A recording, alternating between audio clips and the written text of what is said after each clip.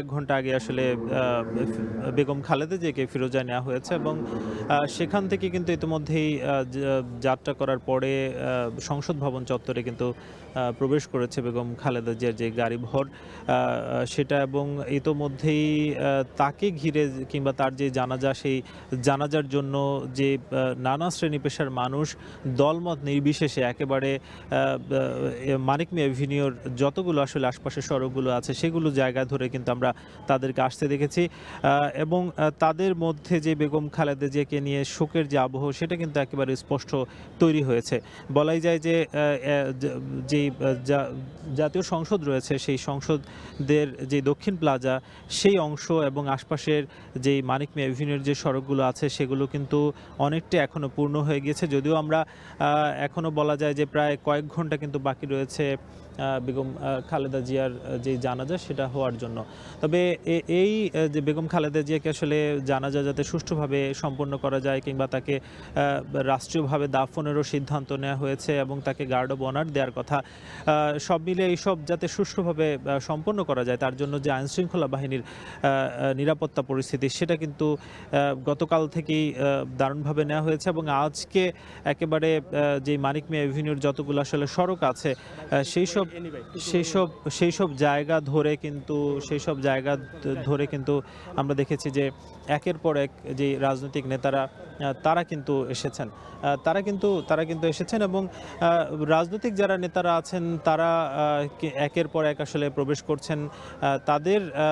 তাদের জন্য যেই প্রবেশের জায়গা সেটা মূলত সংসদ ভবনের ঠিক উল্টা পাশ, যেটা বলা যায় যে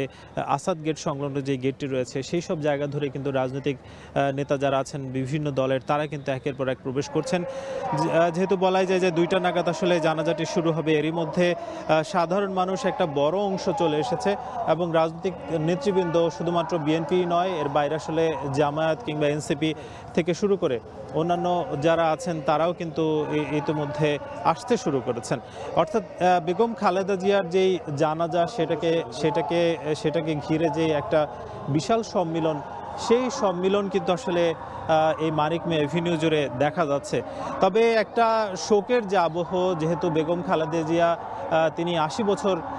বয়স পেয়েছেন এবং তার মধ্যে তার বর্ণাঢ্য কেরিয়ার রাজনীতিতে প্রায় 42 বছরের বেশি কিন্তু তিনি রাজনৈতিক অঙ্গনে নানাভাবে তিনি অবদান রেখেছেন। বাংলাদেশের গণতান্ত্রিক অগ্রযাত্রা, গণতান্ত্রিক উৎকর্ষতা বাড়ানোর জন্য তিনি যেই বলিষ্ঠ ভূমিকা রেখেছেন এবং তাকে বাংলাদেশের জন্য আপোষহীন থাকতেও কিন্তু আমরা নানা সময় দেখেছি। তারই ফলশ্রুতিতে বাংলাদেশের মানুষের মনে তিনি যে অবস্থান নিয়েছেন সেই অবস্থানটি একেবারে তার এই যেই প্রয়াণ হলো তার মধ্য দিয়ে আসলে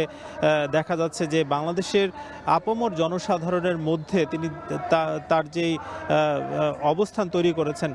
সেটা কিন্তু দেখতে পাওয়া গেছে। আমরা গতকালকে যখন বেগম খালেদা জিয়ার মৃত্যু সংবাদটি এলো, তার সংবাদের পরপরই বাংলাদেশের সাধারণ মানুষের মধ্যে তাকে ঘিরে যেই ভালোবাসা, তাকে ঘিরে যে আবেগ, তার মৃত্যুর পর তাকে ঘিরে যে শোকাচ্ছন্ন পরিবেশ সেটা কিন্তু গতকাল থেকে আসলে দেখা গেছে এবং তারই পরিপ্রেক্ষিতে কিন্তু বাংলাদেশ সরকারও আসলে 3 দিনের রাষ্ট্রীয় শোক ঘোষণা করেছে এবং 1 দিনের ছুটি ঘোষণা করেছে। আজকে শুধুমাত্র ঢাকার যারা জনসাধারণ আছে তারাই নয়, এর বাইরেও অন্যান্য বিভিন্ন জেলা থেকে কিন্তু আমরা দেখেছি যে সকাল থেকে একেবারে দলে দলে তার জানাজা উপস্থিত হওয়ার জন্য বিভিন্ন যানবাহনের মাধ্যমে ঢাকার মধ্যে প্রবেশ করতে দেখা গেছে এবং তাদের চোখে মুখে বেশ শোকাচ্ছন্ন যেই আবহ সেটা কিন্তু তাদের চোখে মুখে ফুটে উঠেছে এবং তাদের বক্তব্য আমরা জানতে চেয়েছিলাম। তারা যেটা বলছেন যে বেগম খালেদা জিয়া আসলে বাংলাদেশের জন্য যতটা উন্নয়ন অগ্রগতির জন্য আসলে কাজ করেছেন, বাংলাদেশের গণতান্ত্রিক উৎকর্ষতার জন্য তিনি যে কাজ করেছেন এবং তার যে হঠাৎ করে আসলে চলে যাওয়া সেটা বাংলাদেশের রাজনৈতিক এবং গণতন্ত্রের জন্য কিছুটা ক্ষতি বয়ে আনবে এবং তিনি আসলে বারবার কিন্তু তার যেই আপোষহীনতার কথা সেটা কিন্তু আসলে বারবার ফুটে উঠেছে এবং গত 17 বছর তিনি যে এক প্রকার নানা ধরনের জুলুম নির্যাতনের শিকার হয়েছিলেন, সেই শিকারের মধ্যেও তাকে কিন্তু এক প্রকার আপোষহীন অবস্থায় দেখা গেছে, সেসব বিষয় কিন্তু জনগণের মধ্যে কিংবা জনগণের যে ভালো লাগা সেগুলো কিন্তু ফুটে উঠেছে বারবার। বেগম খালেদা জিয়া আসলে গত মূলত চিকিৎসার জন্য, এবং সেই চিকিৎসা তিনি বেশ কয়েক মাস অর্থাৎ ৩ মাস তিনি চিকিৎসা শেষে বাংলাদেশে ফিরেছিলেন, এবং তখন বলা বলা গিয়েছিল যে তিনি অনেকটা আসলে সুস্থ হয়েছিলেন। তবে তার কয়েক মাস পরে দেখা গেছে তিনি আসলে নানা ধরনের চেক আপ করিয়েছিলেন, তার শারীরিক অবস্থা আরও জটিল হচ্ছিল, এবং সবশেষ গত নভেম্বরে তিনি এভার কেয়ারের কিন্তু চিকিৎসা নেয়ার জন্য তিনি গিয়েছিলেন। তারপর সেখানে তাকে ভর্তি করা হয়, এবং দীর্ঘ প্রায় ১ মাসের অধিক সময়ের পরে তিনি কিন্তু আসলে সবাইকে শোকাচ্ছন্ন করে এই পৃথিবীর মায়া আসলে ত্যাগ করলেন। আমরা বেগম খালেদা জিয়াকে নিয়ে তার যারা সহযাত্রী কিংবা তার যারা সহযোদ্ধা কিংবা সুখ দুঃখে ছিলেন তাদের সঙ্গে কথা হয়েছে। তারা যেটা বলছেন যে বেগম খালেদা জিয়া যে অপূরণীয় ক্ষতি সেটা শুধুমাত্র বিএনপির নয়, সেটা বাংলাদেশের জন্য একটা ক্ষতি, এবং বাংলাদেশের যে আগামীর যে নির্বাচন ব্যবস্থা কিংবা বাংলাদেশের যে আগামীর যে গণতান্ত্রিক স্রোতধারা সেটা যাতে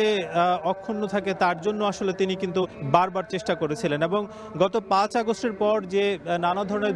বিশৃঙ্খলা হচ্ছিল এবং আইন শৃঙ্খলা বাহিনীও যেটা আসলে নিয়ন্ত্রণে আনতে পারছিল না, তখনই কিন্তু বেগম খালেদা জিয়া এক বার্তা দিয়ে বলছিলেন যে এই বাংলাদেশকে আবারও পুনর্গঠন করতে হবে, এবং এই বাংলাদেশের জন্য সবাইকে এক হতে হবে, ঐক্যবদ্ধ হতে হবে। তাকে আমরা বারবার আসলে যে ঐক্যবদ্ধ হওয়ার জন্য মানুষের মাঝে যে আহ্বান, বিএনপি নেতাকর্মীদের মধ্যে তিনি যে বারবার আসলে ঐক্যবদ্ধতার প্রতীক ছড়িয়ে দিয়েছিলেন, এবং শুধুমাত্র বিএনপি নয়, অন্যান্য যে রাজনৈতিক দলগুলো ছিল, অর্থাৎ বলা যায় যে বিগত সময়ে যে ৪ জোট ছিল সেই জোটের যে অক্ষুণ্ণতা সেটা রক্ষার ক্ষেত্রেও তার যে ভূমিকা সেটা একেবারে দারুণভাবে লক্ষ্য করা গেছে, এবং সেই জোট ভাঙার জন্য নানা ধরনের চেষ্টাও কিন্তু দেখা গেছে। তবে বেগম খালেদা জিয়ার যে আপোষহীনতা এবং তিনি যে অটুট ছিলেন তার মনোবলের প্রতি, তার যেই দৃঢ় চিন্তা তার প্রতি, তারই পরিপ্রেক্ষিতে কিন্তু নানা ধরনের যে জুলুম নির্যাতন সেগুলো আসলে বেগম খালেদা জিয়ার উপরে উঠে এসেছে, এবং অন্যান্য রাজনৈতিক দলগুলোর উপরেও উঠে এসেছে। তবে তিনি আসলে অটুট ছিলেন যে বিরোধী দলের ওপর যেই নানা ধরনের বিরোধী দলের ওপর যে নানা ধরনের জুলুম অত্যাচার থাকলেও এর যে গণতান্ত্রিক উত্তরণের জন্য যে চেষ্টা সেটা কিন্তু তিনি আসলে বারবার করে গিয়েছিলেন। যদিও তিনি আসলে নানা ধরনের শারীরিক জটিলতা আসলে শেষ সময়ে ভুগছিলেন, তার অন্যতম কারণ বলা হচ্ছিল যে তাকে যখন তার বাসভবন থেকে বের করে দেওয়া হয়, এমনকি তাকে ফিরোজা থেকেও বের করে দেওয়া হয়, এবং তিনি তারপরে তিনি দীর্ঘ সময় কিন্তু আসলে জেলে কাটিয়েছেন, এবং তাকে সেখান থেকে ছাড় দেওয়া হলো। তাকে কিন্তু এক ঘরে করে রাখা হয়েছিল, এবং তার যে উন্নত চিকিৎসার জন্য বারবার বিএনপির তরফ থেকে আবেদন করা হচ্ছিল বিগত সরকারের কাছে, সেটা কিন্তু আসলে তখন পাওয়া যায়নি, এবং নানা ধরনের যে কটূক্তিমূলক কথাবার্তা সেগুলো কিন্তু বেগম জিয়া সয়ে গেছেন। তার পরপর আসলে বেগম জিয়া যদিও ৫ আগস্টের পরে তিনি বেগম জিয়া ৫ আগস্টের পরে তিনি উন্নত চিকিৎসা নিয়েছিলেন। তবে আসলে তার যে দীর্ঘ জীবন, সেই দীর্ঘ জীবনের যেই অবসান সেটা কিন্তু গতকাল ভোর ৬টা নাগাদ আমরা কিন্তু জানতে পেরেছি, এবং বেগম জিয়ার যে ৮০ বছরের এক বর্ণাঢ্য জীবন, সেই জীবনের যে পরিসমাপ্তি সেটা কিন্তু হলো। এবং বেগম খালেদা জিয়া শুধুমাত্র বাংলাদেশের যারা রাজনৈতিক অঙ্গন কিংবা বাংলাদেশের সাধারণ মানুষ তাদের মধ্যেই পরিচিত মুখ নয়, তাকে কিন্তু আমরা দেখেছি যে বিভিন্ন যে অন্যান্য দেশগুলো রয়েছে, অন্যান্য দেশের প্রধানরা রয়েছেন, তাদের সঙ্গে যে একটা সখ্যতা, তাদের সঙ্গে যেই দারুণ সম্পর্ক সেটা কিন্তু বিগত সময়ে নানাভাবে স্পষ্ট হয়েছে। এবং তিনি যখন অসুস্থ হলেন তার পরপরই কিন্তু তাকে লন্ডন যাত্রার ক্ষেত্রেও কাতার আসলে সহায়তা করেছিল, এবং সাম্প্রতিককালে যখন এভার কেয়ারে তিনি চিকিৎসা নিচ্ছিলেন, সেই চিকিৎসার সময়ও একটা পর্যায়ে প্রয়োজন হয়ে দাঁড়িয়েছিল যে বেগম খালেদা জিয়াকে আসলে বাংলাদেশের থেকে তাকে বাইরে নিয়ে বাংলাদেশ থেকে তাকে বাইরে নিয়ে গিয়ে একটি উন্নত চিকিৎসা দেওয়ার জন্য, কিন্তু সেটা আসলে সম্ভব হয়নি। তখনও কিন্তু আসলে কাতারের তরফ থেকে বলা হয়েছিল যদি বেগম খালেদা জিয়া তিনি উন্নত চিকিৎসার জন্য